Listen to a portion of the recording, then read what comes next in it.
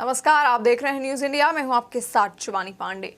निर्भया बलात्कार मामले ने पूरे देश को झकझोर दिया था। इसके बाद महिला सुरक्षा हेल्पलाइन 181 को शुरू किया गया था। देश के तमाम राज्यों में इस हेल्पलाइन की हालत खस्ता हाल है। उत्तर प्रदेश में महिलाओं की सुरक्षा के लिए बनी हेल्पलाइन 181 को बंद कर दिया गया।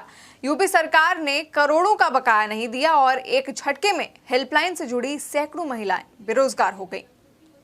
उत्तर प्रदेश में बंद हुई महिला हेल्पलाइन 181। आखिर क्यों बंद हुई महिला हेल्पलाइन 181? न्यूज इंडिया की टीम जब पहुंची जिम्मेदार अधिकारियों से जवाब लेने, तो आप देखिए किस तरह से नजारा बना। कारण है सर,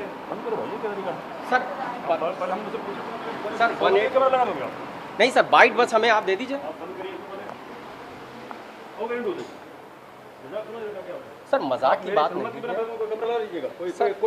सर, कम से कम बाइट एज ए एचओडी है सर, आप ये तो बताएंगे 181 आखिर क्यों बंद है सर? इसको बंद करो, मेरी बात कर रहा हूं सर, 181 आखिर क्यों बंद है सर, ये तो बताएंगे सर। ये महिला कल्याण विभाग के डायरेक्टर हैं। हम इनसे जानना चाहते थे कि आखिर 181 की हेल्पलाइन बंद क्यों हुई। जनाब जवाब देने को तैयार नहीं, पूरी धौंस के साथ धमकी देते हुए न्यूज इंडिया को घुस जाते हैं अपने केबिन में। आखिर जिस हेल्पलाइन से लाखों महिलाओं को लाभ मिला वो क्यों बंद हुई, ये जानने के लिए हम पहुंचे प्रमुख सचिव महिला कल्याण के पास। मैम 181 हेल्पलाइन है मैम, वो बंद है मैम, 181 हेल्पलाइन है मैम, प्लीज मैम वो क्यों बंद है मैम? 181 कैबिनेट की मीटिंग में जा रही हूँ और मैं इस स्थिति में नहीं हूँ कि आपसे बात करूँ। मैम 181 क्यों बंद है मैम? 181 महिला हेल्पलाइन मैम सीएम का प्रायर प्रोजेक्ट है मैम, क्यों बंद है? लेकिन तस्वीरें आप देखिए और समझिए कि जिम्मेदार अधिकारी एक क्षण के लिए रुकना नहीं चाहते। मैम 181 कैबिनेट की मीटिंग में जा रही हूँ और मैं इस स्थिति में नहीं हूँ कि आपसे बात करूँ। मैम 181 क्यों बंद है मैम? वो बड़ी बड़ी मीटिंग्स में जाने का दावा करते हैं, अपनी बात रखते हैं, लेकिन महिला हेल्पलाइन क्यों बंद हुई इसका उनके पास कोई जवाब नहीं है, या वो जवाब देना ही नहीं चाहते। न्यूज इंडिया का बड़ा खुलासा।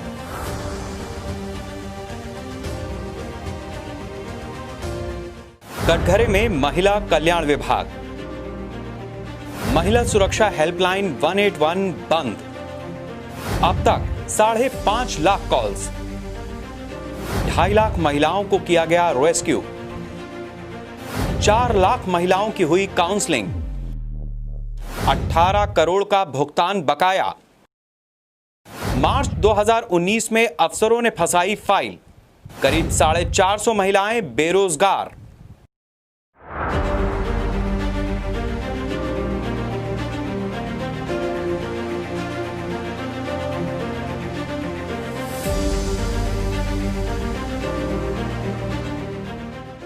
महिलाओं के कल्याण का ढिंढोरा सबसे अधिक उत्तर प्रदेश में पीटा जाता है।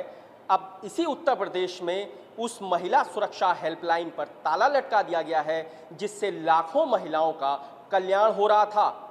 ये हाल तब है जब खुद उत्तर प्रदेश के मुख्यमंत्री योगी आदित्यनाथ ने सत्ता संभालने के बाद न सिर्फ महिला सुरक्षा हेल्पलाइन 181 के लिए रेस्क्यू वाहनों का शुभारंभ किया था, बल्कि चंद जिलों में चल रही हेल्पलाइन का विस्तार पूरे उत्तर प्रदेश में किया था। ये आंकड़े अंतर्राष्ट्रीय महिला दिवस के मौके पर पूर्ववर्ती अखिलेश सरकार में शुरू हुई महिला सुरक्षा हेल्पलाइन 181 की वो असल तस्वीर है जो अब योगी सरकार में करोड़ों के भुगतान के अभाव में बंद हो गई।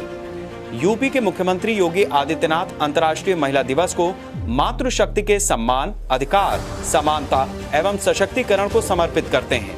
इसके बावजूद उनकी नौकरशाही आधी आबादी को सुरक्षा देने वाली हेल्पलाइन को मटियामेट करने पर आमादा है। करीब 1.5 वर्षों से यूपी में महिला सुरक्षा हेल्पलाइन 181 की हालत योगी सरकार के महिला कल्याण महकमे के अफसरों से छिपी नहीं है। कारण है सर? सर सर नहीं सर, बाइट बस हमें आप दे दीजिए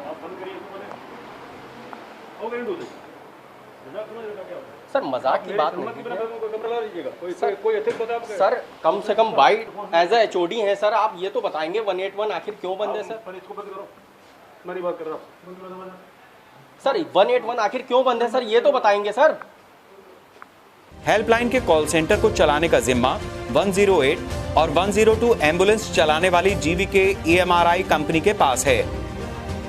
कॉल सेंटर में रोजाना करीब 600 महिलाओं की कॉल्स आती थीं। लाखों महिलाओं के लिए न्याय का आसरा बनी हेल्पलाइन का 18 करोड़ का बकाया अफसरों की तिकड़मबाजी में फंसकर रह गया। अब कंपनी ने हेल्पलाइन की महिला काउंसलर्स को 1 महीने का नोटिस देते हुए सभी ऑपरेशन बंद कर दिए हैं। यूपी में करीब 450 से ज्यादा महिलाएं एक झटके में बेरोजगार हो गईं। लोगों से मांग के खर्चा चला रही, कितना कोई देगा, कितनी कोई हेल्प करेगा कि आपकी सैलरी नहीं आ रही है। सर बहुत प्रॉब्लम हो रही है और हमें चीजें क्लियर नहीं बताई जा रही। पूर्ववर्ती समाजवादी पार्टी की सरकार ने महिलाओं को अपराधों से बचाने के लिए 6 सीटर 181 महिला हेल्पलाइन का कॉल सेंटर शुरू किया था। करीब 1 वर्ष पहले योगी सरकार ने कॉल सेंटर को 30 सीटर कर दिया। इसके साथ ही सभी 75 जिलों में रेस्क्यू वैन सेवा भी शुरू की गई। मार्च 2019 से सरकार ने कंपनी को बकाये का भुगतान नहीं किया। अफसरों के डर से हेल्पलाइन चलाने वाली कंपनी GVK EMRI ने अपने होठों को सील कर लिया है। Senior IAS Radha S Chauhan ने हाल ही में प्रमुख सचिव महिला कल्याण विभाग का कार्यभार संभाला है। मैम 181 हेल्पलाइन है मैम, Sorry, वो you बंद can't just catch me. Ma'am 181 helpline है मैम, प्लीज मैम वो क्यों बंद है? मैं इस मैम टाइम 181 पे हेल्पलाइन कैबिनेट की मीटिंग में जा रही हूँ और मैं इस स्थिति में नहीं हूँ कि आपसे बात करूँ। मैम 181 क्यों बंद है मैम? 181 महिला हेल्पलाइन मैम CM का प्रायर प्रोजेक्ट है मैम, क्यों बंद है? न्यूज इंडिया से अफसरों ने दबी जुबान में बताया कि शासन के अफसरों ने फाइल पर आपत्ति लगाई है। आखिर 6 सीटर से 30 सीटर कॉल सेंटर करने के लिए कैबिनेट की मंजूरी क्यों नहीं ली गई? संचालनकर्ता का टेंडर न किए जाने पर भी सवाल खड़े किए जा रहे हैं, जबकि खुद CM योगी के राज में ही इस हेल्पलाइन की उपयोगिता साबित हुई है। वहीं संचालनकर्ता कंपनी GVK EMRI ने अफसरों के आश्वासन पर अपने संसाधनों से सैकड़ों महिला कर्मियों को बीते जुलाई तक का वेतन दिया था। नवंबर 2019 में केंद्रीय महिला एवं बाल विकास मंत्री स्मृति ईरानी ने निर्भया फंड पर संसद में कुछ आंकड़े रखे थे। इन आंकड़ों के मुताबिक उत्तर प्रदेश में 119 करोड़ में महज 6 करोड़ ही खर्च हुए थे। ये आंकड़े देश के 36 राज्यों में भी ठीक वैसे ही हैं, क्योंकि 20 राज्यों ने ही महिला हेल्पलाइन पर दिया बजट खर्च किया है। ये आंकड़े महिला सुरक्षा का दम भरने वाली सरकारों का असली चेहरा भी आपको दिखाती हैं। खैर, उत्तर प्रदेश में महिला सुरक्षा हेल्पलाइन 181 पर बात करने के लिए कोई भी अफसर तैयार नहीं है। न्यूज़ इंडिया की टीम सबसे पहले निदेशक महिला कल्याण मनोज राय के पास पहुंची, लेकिन वो भी ये बताने को कतई तैयार नहीं आखिर ये हेल्पलाइन क्यों बंद की गई। साथ ही प्रमुख सचिव महिला कल्याण राधा S चौहान से भी जब न्यूज़ इंडिया ने पूछा तो उन्होंने कैबिनेट बैठक का हवाला देते हुए कुछ भी कहने से मना कर दिया। फिलहाल न्यूज़ इंडिया की टीम GVK EMR कंपनी के दफ्तर पहुंची है। इस कंपनी के पास ही उत्तर प्रदेश में महिला सुरक्षा हेल्पलाइन 181 को चलाने का जिम्मा है, लेकिन यहाँ पर भी कोई भी अफसर ये बताने को तैयार नहीं है आखिर ये हेल्पलाइन क्यों नहीं चल पा रही। साफ है कि जिस हेल्पलाइन ने उत्तर प्रदेश में लाखों महिलाओं का कल्याण किया, अब वही अपने चलने का फिर से इंतजार कर रही है। कैमरामैन गौरव वर्मा के साथ Manish Srivastava, news India, Lucknow. UP के मुख्यमंत्री योगी आदित्यनाथ ने प्रदेश के सभी 75 जनपदों में 15 जून 2020 तक ट्रूनेट मशीनों को कार्यशील करने के निर्देश दिए हैं। कोविड और नॉन कोविड अस्पतालों की व्यवस्था को चुस्त दुरुस्त बनाए रखने के साथ ही अगले 6 महीनों में 10 लाख नई नौकरी और रोजगार के अवसर उपलब्ध कराने की कार्ययोजना तैयार करने के आदेश दिए हैं। मुख्यमंत्री योगी आदित्यनाथ ने आज अपने टीम 11 के साथ बैठक में उन्होंने 75 जिलों में ट्रूनेट मशीनों को लगाने की बात कही है और पहुंचाने की बात कही। ट्रूनेट मशीन उपकरण वो होता है जिससे कोरोना की पूरी तरह से जांच होती है और उसमें जो रिपोर्ट आती है पूरी तरह से स्पष्ट आती है। आज उन्होंने अपनी टीम 11 के साथ बैठक करते हुए कहा कि सभी 75 जिलों में ट्रूनेट मशीनें बनाई जाएँ, कोरोना से होने वाली मौतों को नियंत्रण किया जाए, श्रमिकों को रोजगार उपलब्ध किया जाए, मंडी परिषद को हब सेंटर बनाया जाए, एक तरह से एक्सपोर्ट सेंटर बनाने की बात कही और कहा कि पुलिस वालों को, पुलिस के जो भी लोग तैनात हैं उनको बचाने के लिए, संक्रमण से बचाने के लिए सभी उपाय किए जाएंगे। हालांकि ग्राउंड पे देखें तो कोई ऐसी चीज़ दिखती नहीं है, पुलिस को किस तरह के उपकरण दिए गए हैं, किट दिए गए हैं बचाव के लिए, ये भी बात है। तो कुल मिलाकर आज मुख्यमंत्री ने ट्रूनेट मशीन को सभी 75 जिलों में पहुँचाने की बात कही है, साथ ही मंडी को हब सेंटर बनाने, प्रवासी श्रमिकों को रोजगार उपलब्ध करना और 11 लाख जो श्रमिक हैं उनको रोजगार के लिए कार्ययोजना बनाने की बात कही। तो कुल मिला के आज जो अहम बैठक हुई इसमें यही उन्होंने निर्देश दिया कि कोरोना से लड़ना है, कोरोना की वजह से हो रही मृत्युओं पर नियंत्रण पाने के लिए युद्ध स्तर पर प्रयास होना चाहिए। कैमरा पर्सन पीसी चौधरी के साथ मनीष मिश्रा, न्यूज इंडिया, लखनऊ। उत्तर प्रदेश में बीजेपी के प्रदेश अध्यक्ष स्वतंत्र देव सिंह ने दिल्ली की केजरीवाल सरकार पर हमला बोला है। बीजेपी अध्यक्ष का आरोप है कि जब केजरीवाल को वोट की जरूरत होती है तो यूपी बिहार की याद आती है। चुनाव के दौरान केजरीवाल दूसरे राज्यों के लोगों को अपना बताते हैं और जब कोरोना काल में जिम्मेदारी उठाने की जरूरत है तो पराया बता रहे हैं। बीजेपी अध्यक्ष का कहना है कि यूपी बीजेपी सरकार बिना भेदभाव के कार्य कर रही है। देशवासियों का किसी भी राज्य में स्वास्थ्य सेवाएं लेने का संवैधानिक अधिकार है और ये हक छीनने का अधिकार किसी सरकार को नहीं है। चुनाव के दौरान केजरीवाल सरकार को जब वोट की आवश्यकता होती है तो उन्हें उत्तर प्रदेश और बिहार सहित सभी अन्य राज्य के लोग अपने लगने लगते हैं, उनकी खुशामद शुरू कर देते हैं। लेकिन अब जब उन्हें नागरिकों की जिम्मेदारी उठाने की बात आई है तो अब उन्हें पराया बताया जा रहा है। केजरीवाल सरकार ने पहले भी दिल्ली की सीमा पर खड़े अन्य राज्यों के रहने वाले लाखों लोगों से मुंह फेरने का काम किया था। ऐसे संकट के समय उत्तर प्रदेश की योगी सरकार ने उन सभी प्रवासियों को न केवल उनके गृह जनपद पहुंचाया बल्कि उनकी तात्कालिक आवश्यकताओं की पूर्ति भी की। उत्तर प्रदेश की भाजपा सरकार बिना किसी भेदभाव के मानवता को अपना धर्म मानकर कार्य कर रही सर्वे भवन्तु सुखिनः के मंत्र के साथ माननीय मुख्यमंत्री श्री योगी आदित्यनाथ जी के नेतृत्व में राज्य सरकार पूरी ताकत से लड़ रही है। उत्तर प्रदेश देश का पहला राज्य बना जिसने 1 लाख अधिक बेड कोविड के लिए तैयार किए, साथ ही साथ प्रतिदिन 15,000 से अधिक टेस्ट किए जा रहे हैं। हमारे उत्तर प्रदेश में किसी मरीज को भर्ती करने से पहले ये नहीं पूछा जा रहा है वो किस राज्य से आया है। मैं यही कहूंगा कि दिल्ली को पूरे देश के लोगों ने मिलकर सजाया है और संवारा है। किसी भी व्यक्ति के लिए देश में कहीं भी स्वास्थ्य सुविधाओं की उपलब्धता उसका संवैधानिक अधिकार है और इस संवैधानिक अधिकार को छीनने का हक दिल्ली के मुख्यमंत्री को बिल्कुल नहीं है। यह दुर्भाग्यपूर्ण है। शिक्षक भर्ती घोटाले का आरोप लगाते हुए कांग्रेस ने एक बार फिर से प्रदेश सरकार पर हमला बोला है। कांग्रेस का आरोप है कि सरकार शुरू से अभ्यर्थियों को गुमराह कर रही है और केवल झूठे आश्वासन दे रही है। कांग्रेस महासचिव प्रियंका गांधी सहायक शिक्षकों के गड़बड़झाले को लेकर काफी गंभीर हैं। ये कहना है उत्तर प्रदेश कांग्रेस कमेटी के उपाध्यक्ष वीरेंद्र चौधरी का। उनसे बातचीत की हमारे संवाददाता मनीष मिश्रा ने। 69,000 शिक्षकों का मामला काफ़ी गर्म है, लगातार न्यायिक प्रक्रिया से गुजर रहा है।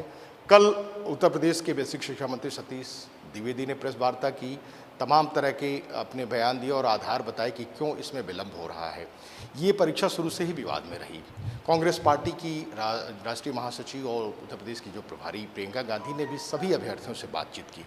इसी पे हम बातचीत करेंगे उत्तर प्रदेश के कांग्रेस पार्टी के उपाध्यक्ष वीरेंद्र चौधरी जी से। वीरेंद्र जी, आपने कई बार आप लोगों ने प्रेस वार्ता करके इस विषय को बहुत जोर शोर से उठाया। कल भी मुख्यमंत्री जो हैं उनका बयान आया, उसके बाद प्रियंका गांधी ने सभी अभ्यर्थियों से बात की।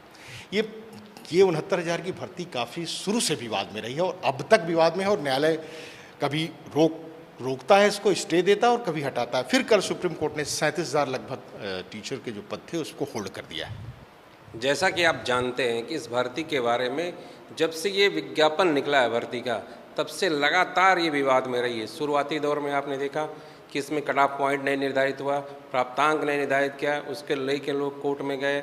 उसके बाद परीक्षा में बहुत सी अनियमितताएँ पाई गई। धांधलियों का तो एक तरफ से उसमें एक कक्षा में तमाम लोगों के साथ जो रिजल्ट आया है कि एक ही कक्षा में एक बराबर प्राप्तांक हैं, एक ही परिवार के कई लोगों के एक बराबर अंक पाए गए हैं। इस तरह की अनियमितताओं से भरी हुई ये भर्ती है। मेरा ये कहना है कि अगर यह भर्ती आज जिस तरह से तेज़ी उत्तर प्रदेश सरकार दिखा रही है, जब ये परीक्षा के लिए विज्ञापन निकला था उस समय इतनी तेज़ी क्यों नहीं दिखा रही थी। आज लॉकडाउन है, सभी लड़के अपने घरों में हैं, तमाम ऐसे प्रतियोगी जो इस परीक्षा में शामिल हुए थे, आज उनके अंदर बहुत सी द्वेष है सरकार के प्रति, उनकी गुस्सा है, वो सड़कों पे नहीं आ सकते। इसलिए जल्दबाजी में सरकार इसको ख़त्म करना चाहती है। शुक्र है कि इस देश की न्यायपालिका का जिसने इस पर अपना रोक लगा दिया।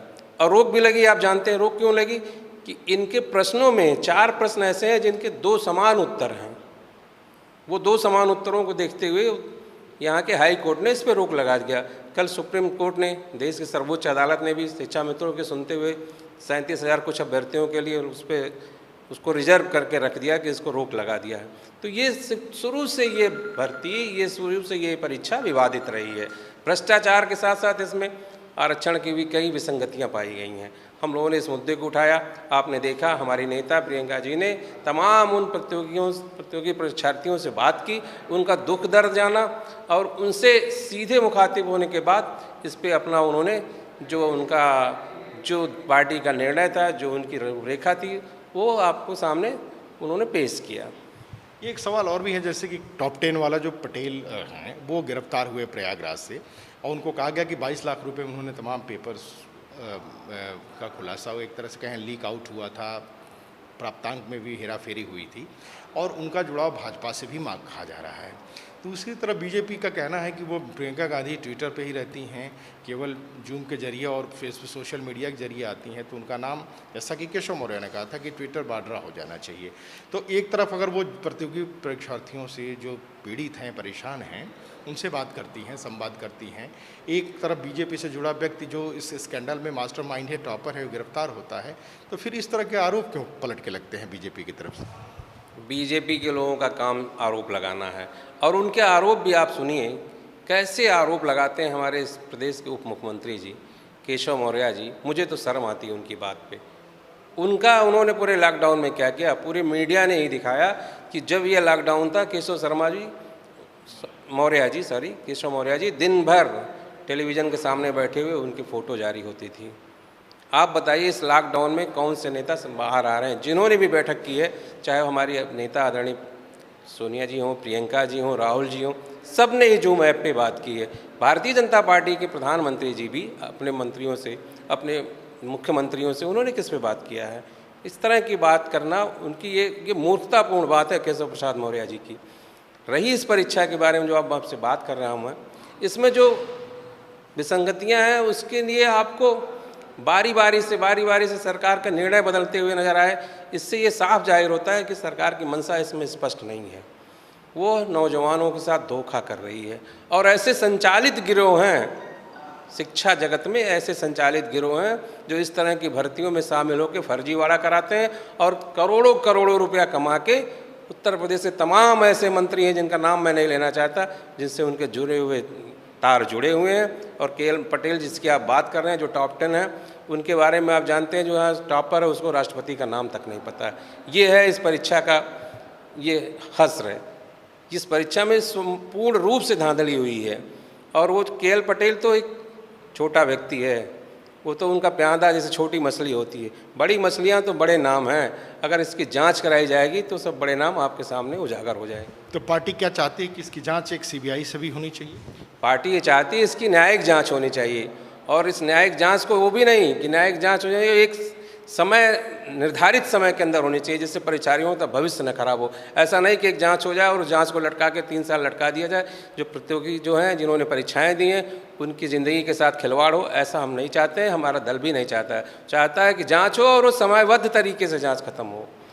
ये थे हमारे साथ उत्तर प्रदेश कांग्रेस पार्टी के उपाध्यक्ष बीरेन्द्र चौधरी, जिनका साफ कहना है कि शुरू से हम लोगों ने आरोप लगाया है और ये आज भी उनका आरोप है कि इस परीक्षा में बड़े पैमाने पर धांधली हुई है। पटेल की जो गिरफ्तारी टॉप 10 जो प्रयागराज के रहे हैं सुपर टेट में, वो तो छोटी मछली हैं। न्यायिक जांच की मांग कांग्रेस की तरफ से की जा रही है और समयबद्ध हो, ताकि ये जो बड़ी लगभग 3 साल होने को है ये परीक्षा न्यायिक प्रक्रिया में जांचों में उलझ के रह गई है। प्रियंका गांधी ने सभी प्रतियोगी परीक्षार्थी जो थे उनसे भी बातचीत की और अपना स्टैंड भी उनको बताया कि वो उनके साथ खड़ी हैं।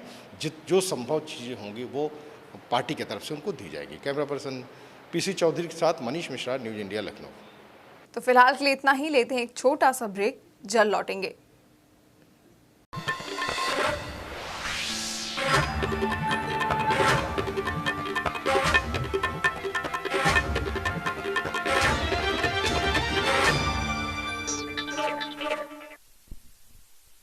ब्रेक के बाद एक बार फिर से आपका स्वागत है। पूरे देश में इस समय साइबर अपराधियों का जाल फैलता जा रहा है और इसमें सबसे ज्यादा खतरनाक जो गैंग है वो है Nigerian gang.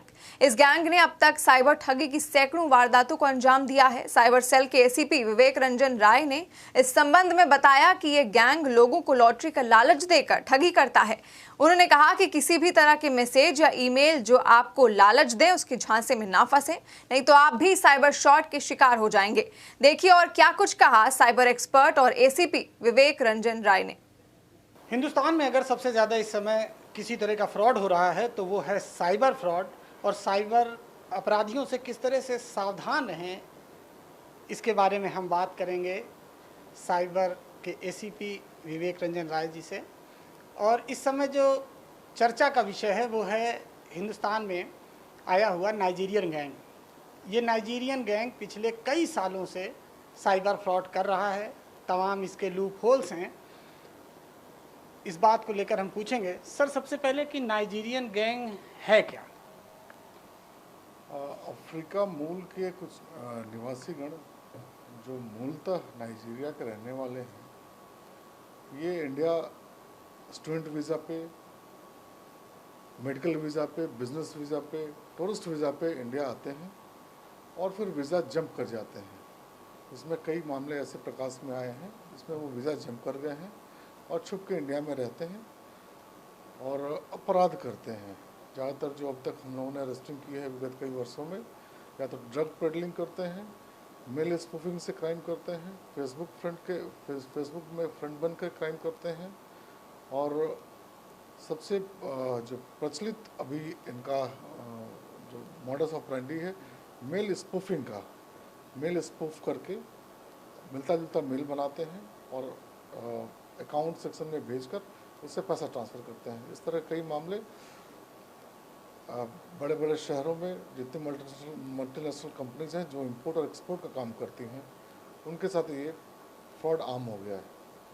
Sir Nigerian gang के लगभग कितने सदस्य इस समय पूरे देश में होंगे? कितने लोग नाइजीरिया से आ रहे हैं और वो इस तरह का काम कर रहे हैं, तो आखिर उन पर हम नज़र क्यों नहीं रख पा रहे हैं? क्योंकि वो खुद विदेशी हैं, उनके तमाम पासपोर्ट होंगे या इस तरह की चीज़ें होंगी जिन पे हम नज़र रख सकते, तो आखिर कहाँ लूप होल आ रहा है?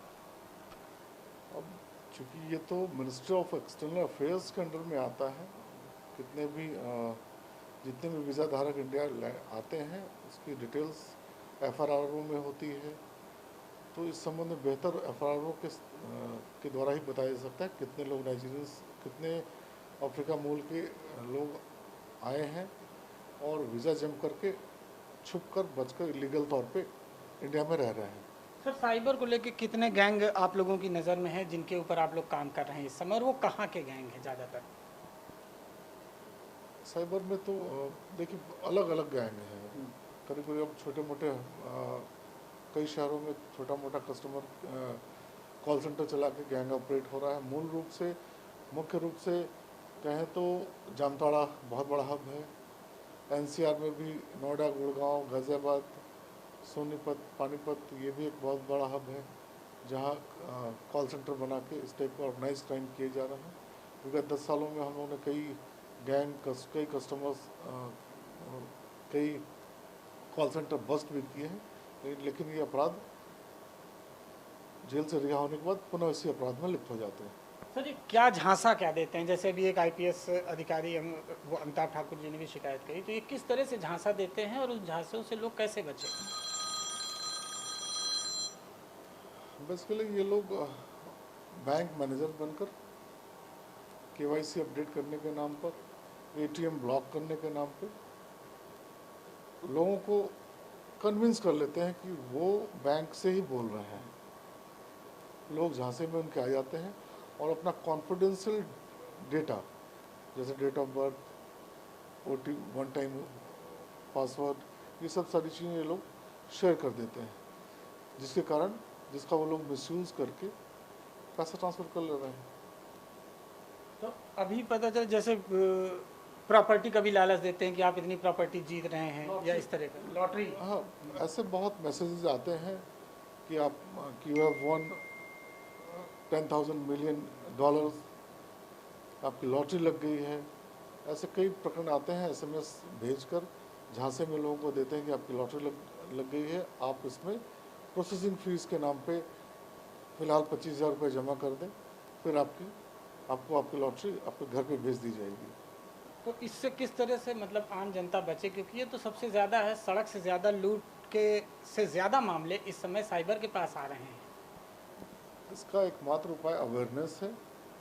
देखिए, चूँकि सारे लोग ऑनलाइन बैंकिंग करने लगे हैं, सबके बैंक अकाउंट्स बैंकों में खुल गए हैं, तो लोगों को इस बात की जानकारी अवश्य होनी चाहिए कि कभी भी बैंक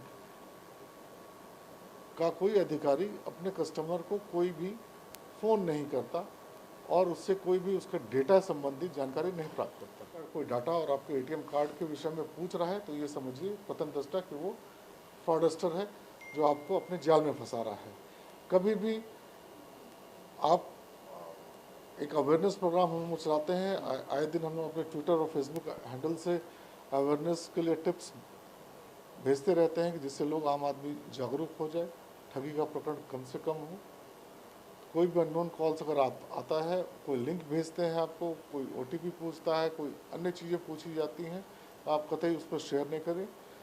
जब आप शेयर नहीं करेंगे तो आप सुरक्षित रहेंगे। अगर आप अपनी चीज़ें शेयर करेंगे दूसरे से, अननोन लोगों से, अननोन कॉलर से, तो आपको ट्रैप कर लेंगे। सर, लोग इसका शिकार ना हो इस तरह के फ्रॉड का, तो क्या क्या स्टेप उठाए जा सकते हैं कंपनीज द्वारा? देखिए, प्रथम दृष्टया तो अभी हम लोग जो स्टेप उठा रहे हैं अपने ट्विटर हैंडल से सबको टिप्स भेजते हैं, अवेयरनेस प्रोग्राम चला रहे हैं, स्कूलों में जाके, कॉलेज में जाके, विभिन्न सोशल मीडिया प्लेटफॉर्म पे बताते हैं क्या आपको करना चाहिए, क्या नहीं करना चाहिए, कैसे बचे रहना चाहिए, कैसे आप नेट पे अपने आप को सेफ गार्ड कर सकते हैं, ऑनलाइन ट्रांजैक्शन में कैसे आपको प्रिकॉशंस रखना चाहिए, क्या करना चाहिए, क्या नहीं करना चाहिए। एक जनरल प्रैक्टिस है जो सभी LEAs कर रहे हैं। स्टेट वाइड पैन इंडिया ये काम हो रहा है। अगर बैंकों की तरफ से, जो मैं समझता हूँ, अगर 2 स्टेप OTP हो जाए, जैसे एक आपके बैंक, अगर कोई आपको बैंक मैनेजर बन के फ़ोन कर रहा है, बैंक का अधिकारी बन के फ़ोन कर रहा है और आपसे OTP झांसे में डालकर OTP पूछ लिया और आपके बैंक से पैसे ट्रांसफ़र कर दिया, चूँकि ये वर्चुअल ट्रांसफ़र ऑफ मनी है, पैसा किसी ATM के द्वारा एक हाथ से दूसरे हाथ में नहीं निकाला गया है, ये एक वर्चुअल ट्रांसफ़र ऑफ मनी है। मनी आपका सिर्फ एक अकाउंट से दूसरे अकाउंट में गया है, ट्रांसफ़र हुआ है बस। अगर इसमें, और जो व्यक्ति पीड़ित होता है, जब उसे तब पता चलता है जब उसके पास बैंक का मैसेज आता है कि आपके अकाउंट से विड्रॉल हो गया है, और वो समझता है कि मेरे साथ चीटिंग हुई है और वो बैंक अधिकारी ने, वो साइबर फ्रॉड है। अगर हमें, और उसी समय जब SMS हमारा आता है तो उसमें ये लिखा रहता है कि such and such amount has been debited from your account, if not done by you please SMS to this. अगर उस SMS को हम कैंसिल या कंफर्म करने का प्रावधान हो जाए, अगर उस ट्रांजैक्शन से मैं सेटिस्फाइड हूँ तो मैं उसे कंफर्म कर दूँ, तो ट्रांजैक्शन फर्दर उस वॉलेट, अगले वॉलेट में चला जाए या फिर ट्रांजैक्शन डन हो जाए। अगर उसे हम कैंसिल कर देते हैं with in a time frame, आधे मिनट के अंदर, 30 सेकंड के अंदर, 15 सेकंड के अंदर, चूँकि SMS हमें विद इन 2 और 3 सेकंड में हमें SMS मिल जाता है, उसके तभी हमें पता चल पाता है कि मेरे साथ चीटिंग होगी, मुझे झांसा में देकर मेरा कॉन्फिडेंशियल डेटा लेकर, OTP लेकर पैसा ट्रांसफ़र कर दिया गया है। इसको हम 2 स्टेप में अगर करते हैं, जैसे मुझे पता चला कि वो फ्रॉडस्टर है और हम उसमें, मेरे पास कैंसिल या कंफर्म करने का ऑप्शन हो, तो हम 98% साइबर क्राइम को रोक सकते हैं। तो ये थे हमारे साथ एसीपी साइबर सेल विवेक रंजन राय जी, जिन्होंने साफ तौर पर कहा कि कोई भी अगर आपको लॉटरी जीतने का झांसा देता है तो आप उस पर विश्वास ना करें, अपना OTP किसी को ना बताएं, और साथ ही नाइजीरियन गैंग जो काम कर रहा है ईमेल के जरिए, वो आपको पैसे कमाने का लालच दे रहा है, उससे सावधान रहें। आप लालच से बचे रहेंगे तो साइबर फ्रॉड से भी बचे रहेंगे। कैमरामैन गौरव के साथ Neeraj Mishra, news India, Lucknow. Samajwadi party ने राज्य सरकार की नीतियों पर करारा प्रहार किया है। शिक्षक भर्ती में फर्जीवाड़े से लेकर कोरोना से निपटने तक सरकार की नीतियों पर सपा ने सवाल उठाए हैं। विधानसभा में नेता प्रतिपक्ष राम गोविंद चौधरी से खास बातचीत की हमारे संवाददाता मनीष मिश्रा ने। उत्तर प्रदेश के मुख्यमंत्री लगातार प्रवासी श्रमिकों की बात करते हैं, कोरोना से महामारी से जूझने की बात करते हैं, लेकिन धरातल पे चीज़ें अलग हैं।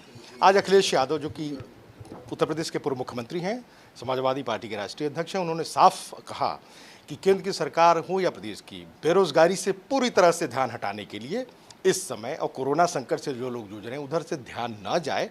बिहार चुनाव में वर्चुअल रैली कर रहे हैं और कुछ दिन बाद स्टार प्रचारकों को लेकर भी वो उड़ेंगे। हमारे साथ हैं समाजवादी पार्टी के वरिष्ठ नेता और नेता प्रतिपक्ष राम गोविंद चौधरी जी। आपसे सवाल है, आपके राष्ट्रीय अध्यक्ष ने कुछ देर पहले ट्वीट करके कहा कि बेरोजगारी से कोई लेना देना नहीं, युवा बेरोजगारी से जूझ रहा है, कोरोना संकट अलग तरफ है, दूसरी तरफ बीजेपी रैली कर रही है, वर्चुअल रैली के जरिए वो बिहार की जनसभाओं को एक तरह से चुनाव की शुरुआत कर दी। कुछ देर बाद वो स्टार प्रचारकों को लेके भी उड़ेंगे।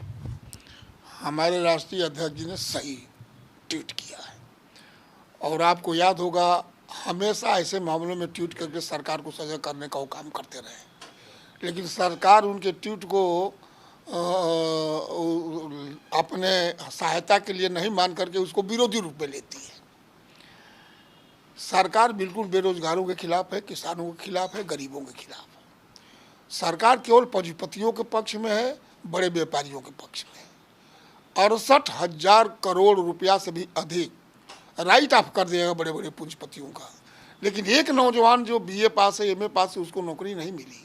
अगर वह टेम्पो लोन पर लिया है तो उसका लोन क्यों नहीं माफ़ हुआ परिवार चलाने के लिए? किसान अगर ट्रैक्टर लिया तो उसका लोन क्यों नहीं माफ़ हुआ?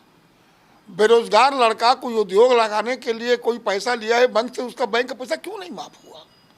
इसलिए हमारे राष्ट्रीय अध्यक्ष जी 100% उनका कहना सही है कि ये सरकार रोजगार विरोधी है। बेरोजगारों को न नौकरी देना चाहती, न रोजगार देना चाहती।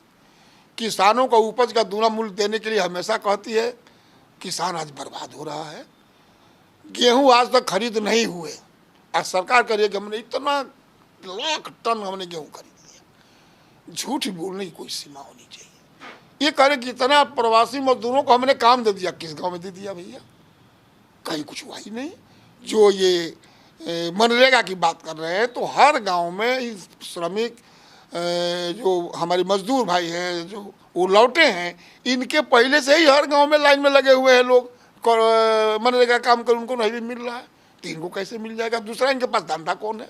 अगर आप इमू साइन आज कर रहे हो तो कब आएगा कौन जानता है? क्योंकि आज तो कोई उद्योगपति उद्योग लगाने आया नहीं। मैंने हाउस में भी पूछा था विधानसभा में, आप बताइए ना कि आप प्रधानमंत्री को लेके आए, महामहिम राष्ट्रपति जी को लेके आए, अरबों रुपया आपने खर्च कर दिया उद्योगपतियों को बुला करके, और अगर कोई उद्योगपति उत्तर प्रदेश में उद्योग लगाया हो तो उसको बताइए, और किस बैंक ने उसको फाइनेंस किया उद्योग लगाने के लिए उसको बताइए, कितने लोगों को उसने काम दिया इसको बताइए। सरकार खड़ी ही नहीं हुई। एक सवाल 69,000 शिक्षकों के लिए था, आपने उस पर बयान भी दिया है। कल 37,000 जो पद हैं जो 69,000 में से, उसमें सुप्रीम कोर्ट ने होल्ड कर दिया शिक्षा मित्रों की अपील पे। सरकार कह रही है कि शुरू से ही राजनीति हो रही है और तमाम लोग इसको चाहते हैं कि न्यायिक प्रक्रिया में उलझा के बेरोजगारों को, युवाओं को इस कोरोना के महामारी लॉकडाउन में रोजगार न मिले। सरकार पूरी तरह प्रतिबद्ध है योगी सरकार कि युवाओं को रोजगार दिया जाए, लेकिन तमाम लोग हैं जो उनको उकसा के इस तरह की हरकत कराते हैं, न्यायालय में मामले को ले जाते हैं और बार बार रोक लगाते हैं, जिससे ये 3 साल हो गए न्यायिक प्रक्रिया में उलझा हुआ है 69,000 शिक्षकों की भर्ती। ये असत्य बोल रहे हैं माननीय मुख्यमंत्री जी। इस सरकार के कारनामे से ये सब मामले गड़बड़ हो रहे हैं। ये जब परीक्षा हो रही थी उसी समय संभवतः एसटीएफ ने 3 FIR किया था नकल के मामले को लेकर। जबरिया उन समझ से उसका फाइनल रिपोर्ट लगवाया गया और इसमें घनघोर बेईमानी की गई। और जब खुला, जब आप लोगों ने दिखाना शुरू किया तो आरोप दूसरे पर। भाई अगर आपको नौकरी देनी होती तो लड़का BA पास किया है, B.Ed किया है, MA पास किया है, M.Ed किया है, BTC किया है, TT किया है, अब फिर परीक्षा की कौन सी जरूरत है? कितना परीक्षा देगा वो? एक प्राइमरी स्कूल के टीचर बनने कितना परीक्षा देगा? तो आप खुद उसको नौकरी नहीं देना चाहते हैं। आपको याद होगा माननीय मुख्यमंत्री जी ने ये बयान दिया था कि हम नौकरी तो देना चाहते हैं लेकिन इस प्रदेश में योग्य अभ्यर्थी नहीं है। माने कोई पढ़ा लिखा छात्र नौजवान योग्य नहीं है इनके नॉलेज में, तो नौकरी कैसे देंगे? इसलिए तरह तरह के हथकंडा अपना रहे हैं कि नौकरी मिलने न पावे। इसके पहले भी एक नौकरी शिक्षा में ही हुई थी, उसमें आपको याद होगा कि उसमें जो लड़का परीक्षा नहीं दिया था उसका रिजल्ट निकल गया, जो लड़का फेल था उसको पास कर दिया गया, जो पास था उसको फेल कर दिया गया। जब लड़के हाईकोर्ट ने कॉपी मंगाई, अब कॉपी जब नंबर दुरुस्त कराए, ऐसे जब दर्जनों मामले हो गए, लोग उसमें जेल चले गए। 2 अधिकारी इसी सरकार ने भेजा और उसके बाद कापियों को फूंक दिया गया। आप ही लोग चैनल लोगों में दिखलाया, एक कापी फूंक दी गई। उसके बाद भी ईमानदार मुख्यमंत्री ने उस गलत प्रक्रिया को नौकरी नियुक्ति पत्र हाथ में बांट दी। एक अंतिम सवाल आपसे, नेता प्रतिपक्ष हैं आप, मुख्यमंत्री को पत्र लिखते हैं। इस कोरोना महामारी के समय में जब लॉकडाउन की शुरुआत हुई, हटाने की बात भी शुरू हो गई, लगभग खोल दिया गया, कल से 8 जून से तमाम बहुत सब चीज़ों में रियायत दी गई। क्या सर्वदलीय बैठक आवश्यक नहीं थी कि एक बार प्रदेश में मुख्यमंत्री को सर्वदलीय बैठक करनी चाहिए तमाम विपक्ष के लोगों के साथ की आगे की रणनीति सरकार की है? और आपके सुझाव क्या मानते हैं कि ये सरकार अपने आप ही फैसला लिया, आप लोगों को एक तरह से विश्वास में लिए बिना? कभी नहीं, कभी विपक्ष से कोरोना के विषय में कोई बातें नहीं की। बल्कि जब हमने पत्र लिखा तो शुरू में तो कहा कि ठीक आपने सुझाव दिया, अंत में लिखा कि आप निराधार आरोप लगा रहे हैं। ये सही नहीं। मैंने जो चैनल में देखा, जो व्हाट्सएप फेसबुक पर देखा, जो अखबारों में पढ़ा, जो सोशल मीडिया में आया, उसके आधार पर चिट्ठी लिखा कि आपको कुछ अधिकारी घेरे हुए हैं, आपको वास्तविकता से रूबरू नहीं होने दे रहे हैं। वास्तविकता ये है कि जांच नहीं हो रही है, जो हॉस्पिटल में जा रहा है उसी की जांच हो रही है, और जो कोरोना से मर जा रहे हैं उसको दूसरी बीमारी से मरना दिखला करके दफन कर दिया जा रहा है। आप सचेत हो जाइए और इसको जमीनी हकीकत जान करके इस पर कार्रवाई करिए। 2 दिन पहले आजमगढ़ थे, मैं आपसे ही जवाब इसी क्रम में चाहूँगा। आजमगढ़ गए थे मुख्यमंत्री, उन्होंने एक बयान दिया एक एजेंसी को, कहा कि 15,500 जांच प्रतिदिन हो रहे हैं, जबकि उसी दिन कुछ घंटे पहले अमित मोहन प्रसाद जो प्रमुख सचिव स्वास्थ्य हैं, उन्होंने कहा 13,100 कुछ जांचें प्रतिदिन हो रही हैं। तो क्या ये सही है? 1 हफ्ता पहले तक मेरा मुख्यमंत्री का है कि मुख्यमंत्री 1 हफ्ता पहले तक की रिपोर्ट है आप लोगों की। एक चैनल के बड़े विद्वान पत्रकार ने ये ट्वीट किया कि आज के डेट तक, मैंने 1 हफ्ता 10 दिन पहले की बात कर रहा हूँ, 1 हफ्ता, कि 0.1% ही अब तक जांच उत्तर प्रदेश में हो पाई है। ये सरकार लगातार असत्य बोल रही है, चाहे मुख्यमंत्री असत्य बोल रहे हैं, चाहे अधिकारी असत्य बोल रहे हैं, असत्य बोल करके लोगों को भ्रम में डाल रहे हैं। कोई जांच नहीं है। अब तो ऐप से हो रहा है, आपका बॉडीगार्ड ऐप, वो केवल उस मोबाइल में लोगों का डाटा ले रहे हैं, चुनाव में उनको फोन करने के लिए, उनको चिट्ठी लिखने के लिए। और मोबाइल कोरोना को दवा ठीक करेगा? रोगी का मोबाइल ठीक करेगा? अब इसी का प्रचार चल रहा है। वो क्या कह रहा है, ये क्या कह रहा है, हाँ, आरोग्य सेतु, आपका बॉडीगार्ड। हाँ, आपका बॉडीगार्ड। तब तो मोबाइल बॉडीगार्ड हमारा हो गया। कोरोना की दवा कोई विकसित है नहीं। तो ये सरकार मानव के लाश पर, ये समझ, ये भारतीय जनता पार्टी मानव के लाश पर खड़ा होकर के वोट की राजनीति करने की आदी है, और यही करेगी जब तक ये रहेगी।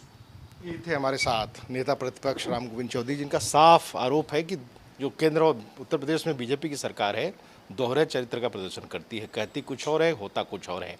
कोरोना पे उनका बड़ा आरोप है कि सरकार, मुख्यमंत्री और अधिकारी एक दूसरे को कहें कि भ्रमित करते हैं और भ्रामक बयान आते हैं।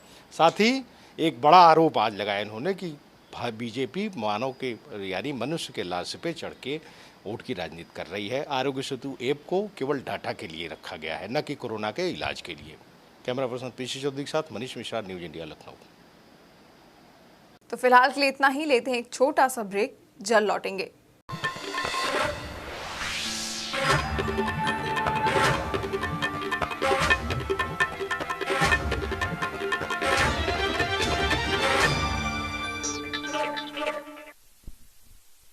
ब्रेक के बाद एक बार फिर से आपका स्वागत है। पोंजी स्कीमों के जरिए आम जनता की गाढ़ी कमाई हड़पने में जुटे नटवर लालों की देश में लंबी फहरिस्त है।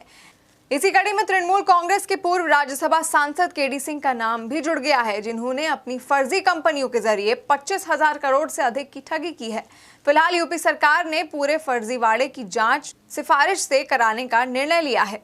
देश भर के करीब 1 करोड़ निवेशकों की गाढ़ी कमाई तृणमूल कांग्रेस के पूर्व राज्यसभा सांसद केडी सिंह ने हजम कर रखी है। ये कोई मामूली रकम नहीं, बल्कि 25,000 करोड़ से ज्यादा की धनराशि है। पूर्व सांसद ने अल्केमिस्ट टाउनशिप जैसी 1 दर्जन से ज्यादा फर्जी कंपनियों के जरिए इस घोटाले की नींव रखी है। कानपुर में पूर्व सांसद, उनकी कंपनियों और उनसे जुड़े निदेशकों के खिलाफ कानपुर की कोतवाली थाने में 5 सितंबर 2019 को एफआईआर दर्ज करवाई गई थी। शुरुआती जांच में ही साफ हुआ कि करीब 10,000 से ज्यादा लोगों से 1,000 करोड़ की बड़ी रकम सुनियोजित तरीके से हड़प कर ली गई। यूपी में लाखों लोगों के ठगे जाने का अंदेशा है। अब योगी सरकार ने जांच सीबीआई से कराने की सिफारिश की है। ये फर्जीवाड़ा पश्चिम बंगाल के शारदा घोटाले जैसा ही है। टीएमसी के पूर्व सांसद केडी सिंह पर 1,000 करोड़ के बेनामी सौदे करने का आरोप लगा था और ये आरोप हिमाचल में माकपा पोलित ब्यूरो ने लगाया था। तत्कालीन वित्त मंत्री अरुण जेटली से सीबीआई जांच की मांग की गई थी, लेकिन सीबीआई जांच नहीं हुई। अब योगी सरकार ने 25,000 करोड़ की ठगी में केडी सिंह के साम्राज्य के खिलाफ सीबीआई जांच की सिफारिश की है, लेकिन केंद्र सरकार योगी सरकार की संस्तुति को हरी झंडी दिखाएगी। ये फिलहाल कहना जल्दबाजी होगा। फर्जी कंपनियों की ठगी का नेटवर्क पश्चिम बंगाल से लेकर दिल्ली, बिहार, यूपी, मध्य प्रदेश और पंजाब तक फैला है। मुख्यमंत्री के जन सुनवाई पोर्टल पर जब शिकायत की गई तो गृह विभाग और डीजीपी से रिपोर्ट मांगी गई थी, जिसके बाद इतने बड़े घोटाले की जांच सीबीआई से कराने का फैसला सरकार ने लिया है। कानपुर पुलिस ने भी इसे विशेष अपराध करार दिया है। देश भर में करीब 1 करोड़ इस ठगी के शिकार हुए हैं। पोंजी स्कीमों के जरिए बटोरी गई रकम को हवाला से बाहर भेज दिया गया है, जिसके बाद ईडी ने भी मनी लॉन्ड्रिंग के तहत केस दर्ज करके जांच शुरू की थी। ईडी की टीमों ने 20 सितंबर 2019 को पूर्व सांसद के कोलकाता, दिल्ली और चंडीगढ़ के 7 ठिकानों पर छापेमारी की थी। उनके यहां से 32 लाख की नकदी और $10,000 की विदेशी मुद्रा भी मिली थी। लेकिन अभी तक देश के इतने बड़े घोटाले में पूर्व सांसद और उनकी फर्जी कंपनियों से जुड़े लोगों की गिरफ्तारी न होना भी सरकारी तंत्र की लापरवाही को साफ दिखा रहा है। उत्तर प्रदेश ही नहीं, पूरे देश में पोंजी योजनाओं के जरिए पैसा दुगना या तिगुना करने का झांसा देकर निवेशकों की कमाई हड़पने का खेल पुराना है। देश के नेताओं और अफसरों का काला धन भी इन्हीं पोंजी योजनाओं में लगता है, तभी देश का ये सरकारी तंत्र इन नटवर लालों की जेब में रहता है। तभी केडी सिंह उत्तर प्रदेश में हजारों करोड़ की ठगी करता रहा और ईडी ने अभी तक यूपी में केडी सिंह के काले साम्राज्य की जांच भी नहीं शुरू की। अब देखना लाजमी होगा कि सीबीआई जांच की सिफारिश भेजने के बाद केडी सिंह के साम्राज्य पर शिकंजा कसता है या नहीं। कैमरामैन गौरव के साथ Manish Srivastava, news India, Lucknow. UP के अमेठी में ऑनर किलिंग का मामला सामने आया है, जहां बेटी के प्रेम प्रसंग से नाराज पिता ने अपनी 18 वर्षीय बेटी की धारदार हथियार से काटकर हत्या कर दी। हत्या के बाद हत्यारोपी पिता ने थाने पहुंचकर खुद को पुलिस के हवाले कर दिया।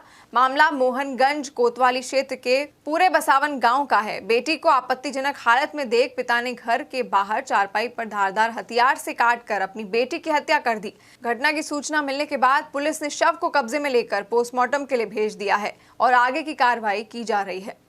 आज दिनांक 9 जून को थाना मोहनगंज के पूरे बेसावन मजरे तिलोई में एक किशोरी जिसका नाम ऋतु था, उसके पिता रामचंद्र गौतम द्वारा धारदार हथियार से मारकर उसकी हत्या कर दी गई है। प्रथम दृष्टया ये संज्ञान में है कि ऋतु के उसी गांव के एक लड़के सुधीर से संबंध थे। इस संबंध में पिता को कड़ी आपत्ति थी। इस आपत्ति के चलते पिता ने अपनी पुत्री की हत्या कर दी। यूपी के गोंडा जिले में जिला अस्पताल में एक डॉक्टर की लापरवाही पूरे अस्पताल के कर्मचारियों को भारी पड़ रही है, जिसमें एक महिला की आंख का ऑपरेशन डॉक्टर ने बिना कोरोना जांच रिपोर्ट सामने आए कर डाला। बाद में वो महिला कोरोना पॉजिटिव पाई गई, जिसके बाद जिला अस्पताल में हड़कंप मच गया। अब जिला अस्पताल में अधिकांश स्टाफ परेशान है और बताया जा रहा है कि ऑपरेशन के बाद डॉक्टर की जल्दबाजी ने पूरे स्टाफ को अब परेशानी में डाल दिया है। महिला की सैंपलिंग कर एक बार फिर जांच के लिए लखनऊ भेजा गया है। मेरे जब संज्ञान में आया है कि उसका आंख का ऑपरेशन होना था और उसकी जांच जो ट्रूनेट मशीन है उस पर कराई गई थी, लेकिन रिपोर्ट आने से पहले ही शायद डॉक्टर साहब उसको ओटी में ले गए थे और उसकी सर्जरी हो गई। ट्रूनेट मशीन पे वो पॉजिटिव निकली है, लेकिन कंफर्मेटरी टेस्ट RT-PCR ही होता है, वो भी उसका कराया जा रहा है। और तब तक डॉक्टर साहब को हमने कह दिया है कि पेशेंट को आइसोलेशन में रख के उसका इलाज करें। वो डिपेंड करता है कि उसकी जिस दिन रिपोर्ट आती है उस दिन उसकी आंख की क्या कंडीशन है, क्योंकि पॉजिटिव आने पर हमें L1 में रखना होता है, लेकिन अगर उसकी आंख का में पट्टी की ज़रूरत है या कोई इन्फेक्शन भगवान ना करे हो जाता है, ऐसी कंडीशन में उसको फिर हायर सेंटर किसी L3 पे या जहाँ भी आंख का ऑपरेशन होता है। उत्तर प्रदेश सरकार के बेसिक शिक्षा मंत्री डॉक्टर सतीश द्विवेदी ने लखनऊ स्थित राज्य शैक्षिक अनुसंधान एवं प्रशिक्षण परिषद के अतिथि गृह का निरीक्षण किया एवं साफ सफाई और अन्य व्यवस्थाओं को लेकर अधिकारियों को फटकार लगाई। मंत्री सतीश द्विवेदी ने एक सप्ताह के अंदर व्यवस्थाएं ठीक करने का निर्देश दिया है। कन्नौज जिले के तीरवा तहसील क्षेत्र के फगुआ गांव में दबंग से परेशान एक परिवार के 17 सदस्य गांव से पलायन कर गए। पीड़ित प्रेमचंद के मुताबिक गांव के ही एक दबंग ने मकान से छज्जा निकाल लिया है, जबकि पुलिस ने छज्जा न निकालने की हिदायत दी थी। कुछ दिन पहले दबंग ने कई साथियों के साथ परिवार के सदस्यों के साथ मारपीट भी की थी। जब पीड़ित परिवार पुलिस के पास पहुंचा तो पुलिस ने पीड़ित प्रेमचंद के भाई वीरेंद्र और मुनीश पर कार्रवाई कर दी। पुलिस दोनों को कोतवाली ले आई तो दबंगों ने परिवार को घर के अंदर बंद कर दिया। जमानत पर छूटने के बाद परिवार के 17 लोगों ने 6 जून को गांव छोड़ दिया। परिवार के सदस्य DM राकेश कुमार मिश्रा के पास पहुंचे और प्रार्थना पत्र देकर दोषियों के खिलाफ कार्रवाई करने की मांग की है। प्रेमचंद ने जन सुनवाई पोर्टल पर CM से भी गुहार लगाई है। था हमारे घर पे मतलब छज्जा का प्रकरण, जिसमें पुलिस ने हिदायत दी थी कि छज्जा ना निकालने के लिए, जो हिदायत मतलब लिखित एप्लीकेशन है जिसमें उसकी एप्लीकेशन संख्या भी पड़ी हुई है। तो उससे हम निश्चिंत रहे। जब हमने जैसे कोई झगड़े की संभावना जब बनी तो वहाँ पे हमने 112 की सबसे पहले हेल्प ली, तो 112 ने कोई हमें सहायता नहीं दी और वहाँ पे लगभग 80 से 100 लोग जो असलाधारी थे वो वहाँ पे मतलब दबंगई टाइप की करी गई हमारे साथ। तो हम लोग अपने घर के अंदर बंद हो गए। SP महोदय को कॉल किया, उन्होंने थाने भेज दिया हमें। थाने जो भी हमारा सदस्य जाता था वहाँ मदद की गुहार लगाने के लिए, तो वहाँ वो बिठा लिया जाता था। 151 में वो अंदर कर दिया जाता था। उसके पश्चात हम सांसद महोदय के पास भी गए, वहाँ भी हमने अपनी मदद की गुहार लगाई। साहब हम लोगों ने घर छोड़ा, सबसे पहले हमारा कर्तव्य था हमारे जो जिला अधिकारी हैं उनको आज सूचित करवाएंगे। साहब हम लोग रोड पे आ गए। इस लॉकडाउन में हम कहाँ जा सकते हैं? 15-17 लोगों का परिवार जिसमें 7 बुजुर्ग हैं हमारे साथ। अब हमें जहाँ शरण मिलेगी हम वहाँ जाएंगे। कानपुर या CM आवास पे हमें जहाँ शरण मिलेगी। साहब हम तो अब रोड पे आ चुके हैं, बिल्कुल अपना परिवार लेके ऐसी परिस्थिति में रोड पे आ चुके हैं। साहब कौशाम्बी में सैनी कोतवाली के नजदीक नहर किनारे खेत में बेहोश पड़े अधेड़ को देखकर लोगों में हड़कंप मच गया। खेत में पड़े अधेड़ का हाथ पैर के साथ ही गले में भी रस्सी बांधी गई थी। खेत की ओर गए किसानों ने डायल 112 को सूचना दी। मौके पर पहुंचे पुलिसकर्मियों ने जांच पड़ताल की तो अधेड़ के पास मिले गमछे में एक मोबाइल नंबर लिखा मिला। मोबाइल नंबर पर फोन करने पर पता चला कि बेहोश मिले अधेड़ का नाम राजकुमार है। वो फतेहपुर जनपद के थरियाव कोतवाली इलाके के औरैया गांव का रहने वाला है। पुलिस ने परिजनों को सूचित करने के बाद बेहोश अधेड़ को CHC सिराथू भेजा, जहां प्राथमिक उपचार के बाद उसे जिला अस्पताल रेफर कर दिया गया है। पुलिस पूरे प्रकरण की जांच पड़ताल में जुट गई है। हापुड़ में मजदूर की हत्या का मामला सामने आया है। थाना हापुड़ देहात कोतवाली के गांव सलाई निवासी मुसाइद, जो कि मजदूरी का काम करता है, मुसाइद अपने घर से किसी शादी के लिए जा रहा था। तभी हापुड़ की तरफ से बाइक पर आ रहे बाइक सवार दो लोगों से किसी बात को लेकर कहासुनी हो गई। विवाद बढ़ा तो मजदूर की फावड़े से निर्मम हत्या कर दी गई। हत्या कर आरोपी युवक मौके से फरार हो गया। सूचना मिलते ही आला अधिकारी समेत भारी पुलिस फोर्स मौके पर पहुंच गए। पुलिस ने शव को कब्जे में लेकर पोस्टमार्टम के लिए भेज दिया है और आगे की जांच चल रही है। थाना हापुड़ देहात अंतर्गत ग्राम गोदी है, जहां पर आज करीब 9 बजे एक घटना घटी थी। प्रकरण ये था कि एक मुसाइद नाम के व्यक्ति जो हापुड़ की तरफ से मोटरसाइकिल से आ रहे थे, तो बगल गांव सलाई के पप्पू हैं वो मिले हैं और उनमें आपस में कुछ विवाद हुआ। तो यहीं पर एक फावड़ा रखा हुआ था, जिससे फावड़े से उन्हें सिर पर उनके प्रहार किया, जिससे उनकी मृत्यु हो गई। फिलहाल पुलिस मौके पहुंच गई है और जो भी इसमें वांछित कार्रवाई है वो कराई जा रही है। सीतापुर के कोतवाली महोली क्षेत्र में एक बैंक मित्र की दिन दहाड़े गोली मारकर हत्या कर दी गई। महोली के मैसुनियागंज निवासी उमेश गुप्ता हरदासपुर में इलाहाबाद बैंक का ग्राहक सेवा केंद्र संचालित करते थे। चमार बाग चितहला मार्ग पर अज्ञात लोगों ने उमेश को गोली मार दी, जिससे उमेश की मौके पर ही मौत हो गई।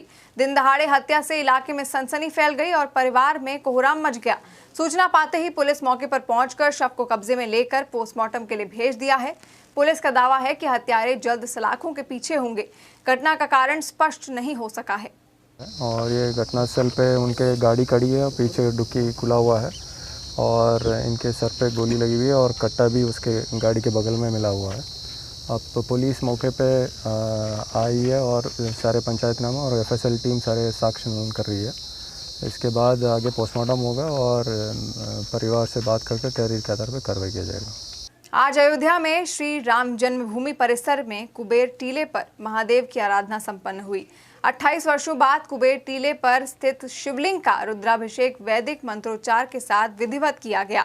राम जन्मभूमि तीर्थ क्षेत्र के अध्यक्ष महंत नित्य गोपाल दास के उत्तराधिकारी महंत कमल नयन दास ने सुबह 8 बजे कुबेरेश्वर महादेव शिवलिंग पर रुद्राभिषेक किया।